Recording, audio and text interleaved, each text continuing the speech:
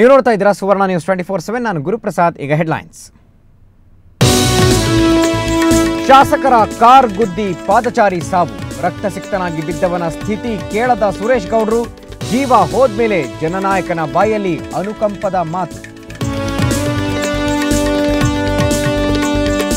ಬಿಗಿ ಭದ್ರತೆಯಲ್ಲೂ ಆಗಿತ್ತು ಪ್ರಮಾದ. ಸೋನಿಯಾ ಗಾಂಧಿ ಪ್ರಯಾಣದ ದಿಕ್ಕನ್ನೇ ತಪ್ಪಿಸಿದ್ದರು ಇನ್ಸ್ಪೆಕ್ಟರ್ ಶಶಿಕಲಾ. ಮೊಬೈಲ್ ಹಿಡಿದು ಮೈ ಮರೆತಿದ್ದ ಅಧಿಕಾರಿಗೆ ಅಮಾನತ್ತಿನ ಶಿಕ್ಷೆ.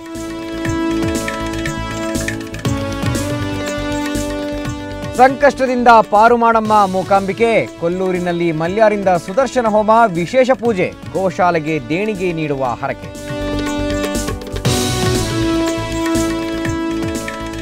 ಮುದ್ದಾದ ಮಗುವಿಗೆ ಎರಡೆರಡು ಜನನಾಂಗ.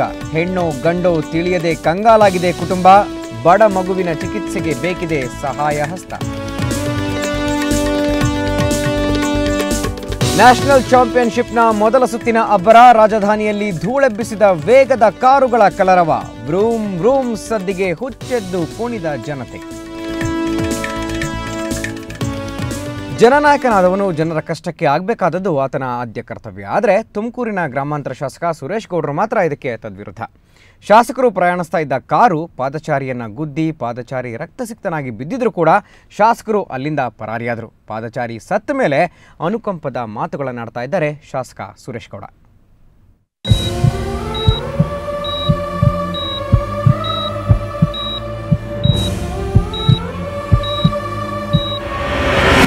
ಅವಸರವೇ ಅಪಘಾತಕ್ಕೆ ಕಾರಣ. ಶಾಸಕರ ಕಾರಿಗೆ ಪಾದಾಚಾರಿ ಮರಣ. ಸುರೇಶ್ ಗೌಡರ ಕಾರು ಯಮದೂತ ವಾಹನ.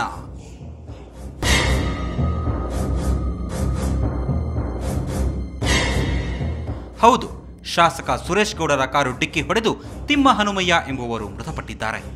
ಬೆಂಗಳೂರಿನ ಮಹಾಗಣಪತಿ ನಗರದ ನಿವಾಸಿಯಾದ ಇವರು ನೆಲಮಂಗಲದ SL ಕಲ್ಯಾಣ ಮಂಟಪದ ಹತ್ತಿರ ಕಾರು ನಿಲ್ಲಿಸಿ ಮದುವೆಯಾಗುತ್ತಿದ್ದ ಜೋಡಿಗೆ ಶುಭ ಹಾರೈಸಲು ತೆರಳುತ್ತಿದ್ದರು. ಆಗ ಅದೇ ಮಾರ್ಗದಲ್ಲಿ ವೇಗವಾಗಿ ಬಂದ ತುಮಕೂರು ಗ್ರಾಮಾಂತರ ಕ್ಷೇತ್ರದ ಶಾಸಕ ಸುರೇಶ್ ಗೌಡರ ಕಾರು ರಸ್ತೆ ದಾಟುತ್ತಿದ್ದ ಹನುಮಯ್ಯ ಅವರಿಗೆ ಡಿಕ್ಕಿ ಹೊಡೆದಿದೆ. ಇನ್ನೊಂದು ಕಾರು ಹಿಂದೆ ಬಂದು ಸುರೇಶ್ ಗೌಡ್ರ ಕಾರು ಅವ್ರಿಗೆ ಹೊಡೆದಿದೆ. ಹೊಡೆದ ನಂತರ ಅವರು 10 ಅಡಿ ಮೇಲೆ ಹಾರಿ ಅವರು ಸುರೇಶ್ ಗೌಡ್ರ ಕಾರ್ ಮೇಲೆ ಬಿದ್ದು ಗ್ಲಾಸ್ ಮೇಲೆ ಅವರ ತಲೆಬುಡೆ ಕೂದಲು ಕಚ್ಕೊಂಡಿದೆ. ಅವ್ರದ್ದು ಮುಂದೆ ಬಾನೆಟ್ ಇದೆಯಲ್ಲ, ಬಾನೆಟ್ ಫುಲ್ ಅಪ್ಪಚ್ಚಿ ಆಗೋಗಿದೆ. ಆನಂತರ ಅವರು ನಿಲ್ಲೇ ಇಲ್ಲ ಸುರೇಶ್ ಗೌಡ್ರು, ಅವ್ರಿಗೆ ಒಂಚೂರು ಇದೇ ಇಲ್ಲ ಅನಿಸುತ್ತೆ. ಹನುಮಯ್ಯನವರು ತೀವ್ರವಾಗಿ ಗಾಯಗೊಂಡಿದ್ರು. ಕೂಡಲೇ ಅವರನ್ನು ಹತ್ತಿರದ ಹರ್ಷ ಆಸ್ಪತ್ರೆಗೆ ದಾಖಲಿಸಲಾಯಿತು.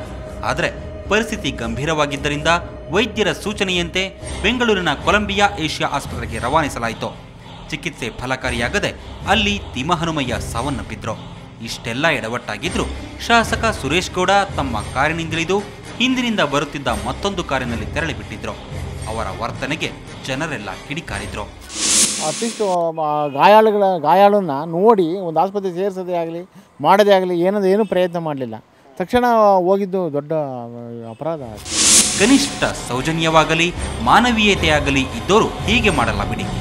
ನಂತರ ಸುವರ್ಣ ನ್ಯೂಸ್ ಜೊತೆ ಮಾತನಾಡಿದ ಸುರೇಶ್ ಗೌಡ್ರು ತಮ್ಮ ಬೆಂಬಲಿಗರನ್ನ ಕಳಿಸಿದ್ದು ಚಿಕಿತ್ಸೆಯ ವೆಚ್ಚ ಭರಿಸಿದ್ದಾಗಿ ಹೇಳಿದ್ರು.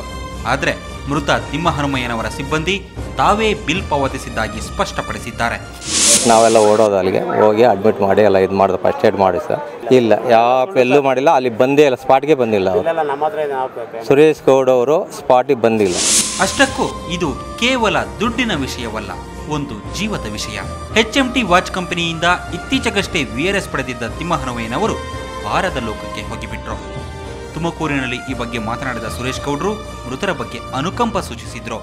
ನಾನು ಪ್ರಾರ್ಥನೆ ಮಾಡ್ಕೊಳ್ಳೋದಿಷ್ಟೇ, ಆ ಕುಟುಂಬಕ್ಕೆ ಆ ನೋವನ್ನು ಭರಿಸುವಂಥ ಶಕ್ತಿ ಭಗವಂತ ಕೊಡಲಿ. ಅವ್ರ ಜೊತೆ ನಾವೆಲ್ಲ ಇದ್ದೇನೆ. ನಾವು ಮತ್ತು ನಮ್ಮ ಸ್ನೇಹಿತರು ಕೂಡ ಅದ್ರ ಜೊತೆ ನಾವು ಇದ್ದೇವೆ ಅಂತ ಹೇಳಿ ಆ ಕುಟುಂಬದವ್ರಿಗೆ ಹೇಳಕ್ಕೆ ಇಷ್ಟಪಡ್ತೇನೆ. ಎಲ್ಲ ಮುಗಿದ ಮೇಲೆ ಮಾತನಾಡಿದ್ರೇನು ಬಂತು ಹೇಳಿ. ಹೋದ ಜೀವ ಮತ್ತೆ ಬರೋದಿಲ್ಲ. ಜನಪ್ರತಿನಿಧಿ ಆದವರಿಗೆ ಇಷ್ಟೊಂದು ದರ್ಪ ಇರಬಾರದು ಅನ್ನೋದು ಎಲ್ಲರ ಮಾತು. ಸುರೇಶ್ ಗೌಡ್ರು ಗೌಡರ ಗತ್ತಿನಲ್ಲಿ ವರ್ತಿಸಿದ್ದು ಎಲ್ಲರಿಗೂ ಬೇಸರ ತರಿಸಿದೆ.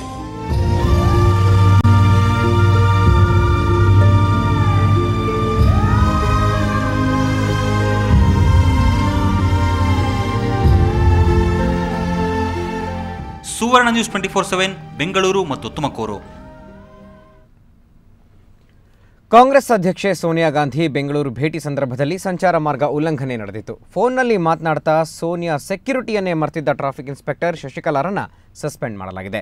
ವಿವಿಐಪಿ ಭೇಟಿ ಸಂದರ್ಭದಲ್ಲಿ ಅದೆಷ್ಟು ಅಲರ್ಟ್ ಆಗಿರಬೇಕು. ಭದ್ರತಾ ಸಿಬ್ಬಂದಿಯ ಸಣ್ಣ ಪ್ರಮಾದ ದೊಡ್ಡ ಅನಾಹುತಕ್ಕೆ ಕಾರಣವಾಗುವ ಸಾಧ್ಯತೆ ಇತ್ತು.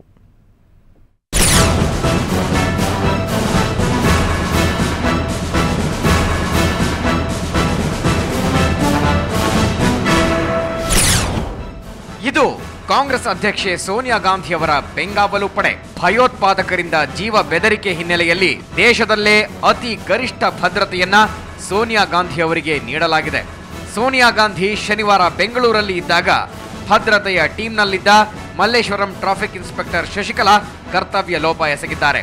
ಫೋನ್ನಲ್ಲಿ ಮಾತನಾಡುತ್ತಾ ಕೆಲಸದ ಕಡೆ ಗಮನ ಕೊಡದೆ ಸೋನಿಯಾ ಮಾರ್ಗವನ್ನೇ ಬದಲು ಮಾಡಿದ್ದರು ಈ ಇನ್ಸ್ಪೆಕ್ಟರ್. ಸೋನಿಯಾ ಗಾಂಧಿ ಪ್ರವಾಸದ ವೇಳೆ ನಿನ್ನೆ ಅವಘಡ ಸಂಭವಿಸಿತ್ತು. ಸೋನಿಯಾ ಗಾಂಧಿ ಅವರ ವಾಹನ ರಾಜಭವನದಿಂದ HILಗೆ ಕಬ್ಬನ್ ಪಾರ್ಕ್ ಮಾರ್ಗವಾಗಿ ಅನಿಲ್ ಕುಂಬ್ಳೆ ಸರ್ಕಲ್ಗೆ ತೆರಳಿ ಅಲ್ಲಿಂದ ಎಡಕ್ಕೆ ತಿರುಗಿ ಕಬ್ಬನ್ ರಸ್ತೆ ಮಾರ್ಗವಾಗಿ ಮಣಿಪಾಲ್ ಸೆಂಟರ್ ಬಳಿ ಹೋಗಿ ಅಲ್ಲಿಂದ ನೇರವಾಗಿ HILಗೆ 8:45ಕ್ಕೆ ರೀಚ್ ಆಗಬೇಕಾಗಿತ್ತು. ಸೋನಿಯಾ ಬೆಂಗಾವಲು ಪಡೆಯ ಮೊದಲ ಪೈಲಟ್ ಜೀಪಿನಲ್ಲಿದ್ದ.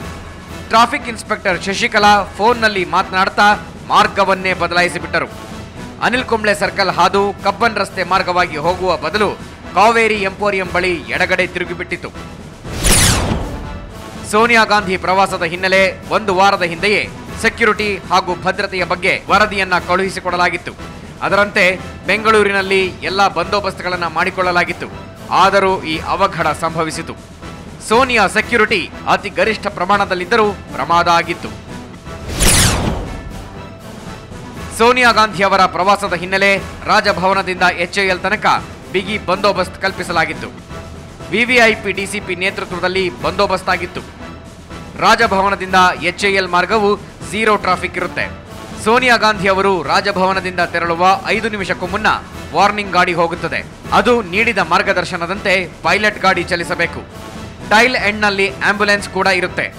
ವಿಐಪಿ ಗಾಡಿ ಸೇರಿದಂತೆ 10 ಸೆಕ್ಯೂರಿಟಿ ವಾಹನಗಳು ಜೊತೆಯಲ್ಲಿರುತ್ತವೆ. ತೆರಳುವ ಮಾರ್ಗಗಳಲ್ಲಿ ಪ್ರತಿ ಹೆಜ್ಜೆಗೂ ಪೊಲೀಸ್ ಬಂದೋಬಸ್ತ್ ಇರುತ್ತೆ. ಪ್ರತಿಯೊಂದು ಜಂಕ್ಷನ್ನಲ್ಲೂ ಸಂಚಾರಿ ಪೊಲೀಸ್ ಸೇರಿದಂತೆ 40ಕ್ಕೂ ಹೆಚ್ಚು ಪೊಲೀಸ್ ಸಿಬ್ಬಂದಿಗಳಿರ್ತಾರೆ. ಒಂದು ವೇಳೆ ಸರ್ಕಲ್ನಲ್ಲಿ ತಿರುವನ್ನ ತೆಗೆದುಕೊಳ್ಳಬೇಕಾದರೆ ಎಲ್ಲಾ ಎಸ್ಕಾರ್ಟ್ಗಳು ವಿಐಪಿ ಕಾರನ್ನ ಕವರ್ ಮಾಡಿಕೊಂಡೇ ಟರ್ನ್ ಮಾಡುತ್ತವೆ. ಇದೇ ರೀತಿ ಇದೇ ಮಾರ್ಗವಾಗಿ ಚಲಿಸಬೇಕು ಅಂತ 2 ದಿನಗಳಿಂದ ಎಲ್ಲರಿಗೂ ರಿಹರ್ಸಲ್ ಮೂಲಕ ತಿಳಿಯಪಡಿಸಲಾಗುತ್ತದೆ. ಇಷ್ಟೆಲ್ಲ ಭದ್ರತೆಯನ್ನ ಕೊಟ್ಟು 10 ಬಾರಿ ರಿಹರ್ಸಲ್ ಮಾಡಿಸಿದ್ದರೂ ಕೂಡ ಮೊಬೈಲ್ನಲ್ಲಿ ಮಾತನಾಡುತ್ತಾ ಟ್ರಾಫಿಕ್ ಇನ್ಸ್ಪೆಕ್ಟರ್ ಶಶಿಕಲಾ ಮಾರ್ಗ ಬದಲಾಯಿಸಿದ್ದಾರೆ. ಕರ್ತವ್ಯ ನಿರತ ಇನ್ಸ್ಪೆಕ್ಟರ್ ಕಾರ್ಯಲೋಪದಿಂದಾಗಿ ಅಮಾನತುಗೊಳಿಸಬೇಕೆಂದು ಪೊಲೀಸ್ ಕಮಿಷನರ್ ಆದೇಶ ಹೊರಡಿಸಿದ್ದಾರೆ. ಏನೇ ಆಗಲಿ, ಕಾರ್ಯಲೋಪದಿಂದ ಅಮಾನತುಗೊಂಡ ಕರ್ತವ್ಯ ನಿರತ ಪೊಲೀಸರು ಬುದ್ಧಿ ಕಲಿಯುವಂತೆ ಮಾಡಿದ್ದಾರೆ.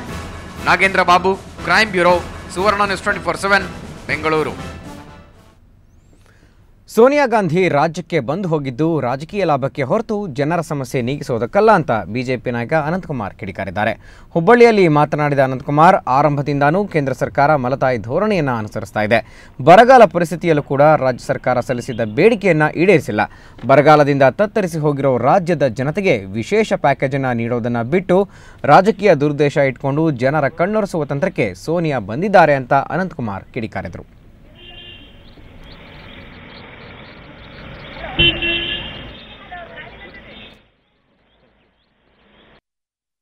ಕೇವಲ ರಾಜಕೀಯ ಉದ್ದೇಶ ಇದೆ, ಇನ್ನೇನು ಉದ್ದೇಶ ಇದೆ?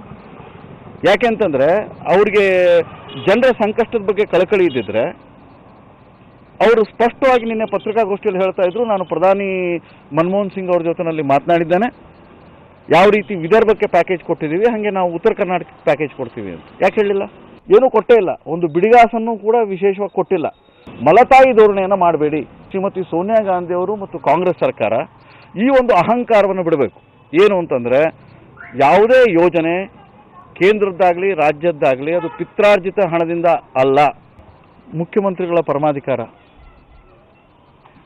ಅವರು ಎಲ್ಲರೊಂದಿಗೆ ಸಲಹೆ ಸಮಾಲೋಚನೆ ಮಾಡಿ ವರಿಷ್ಠರೊಂದಿಗೆ ಚರ್ಚಿಸಿ ಈ ಬಗ್ಗೆ ತೀರ್ಮಾನ ತಗೊಳ್ತಾರೆ. ಮದ್ಯದ ದೊರೆ ಎಂದೇ ಖ್ಯಾತಿಯಾಗಿರೋ ವಿಜಯ್ ಮಲ್ಯ ಧಾರ್ಮಿಕ ಪ್ರವಾಸವನ್ನು ಮುಂದುವರೆಸಿದ್ದಾರೆ. ಇವತ್ತು ಕೊಲ್ಲೂರು ಮೂಕಾಂಬಿಕೆಯ ದರ್ಶನ ಪಡೆದ ಮಲ್ಯ ಸುದರ್ಶನ ಹೋಮ ನೆರವೇರಿಸಿದರು. ಗೋಶಾಲೆಗೆ ದೇಣಿಗೆ ನೀಡುವ ಹರಕೆ ಹೊತ್ಕೊಂಡ್ರು. ತಮ್ಮ ಒದಗಿ ಬಂದಿರುವ ಸಂಕಷ್ಟವನ್ನು ಪಾರು ಮಾಡಮ್ಮ ತಾಯಿ ಅಂತ ಶ್ರೀ ಮೂಕಾಂಬಿಕೆ ಸನ್ನಿಧಿಯಲ್ಲಿ ಬೇಡಿಕೊಂಡ್ರು.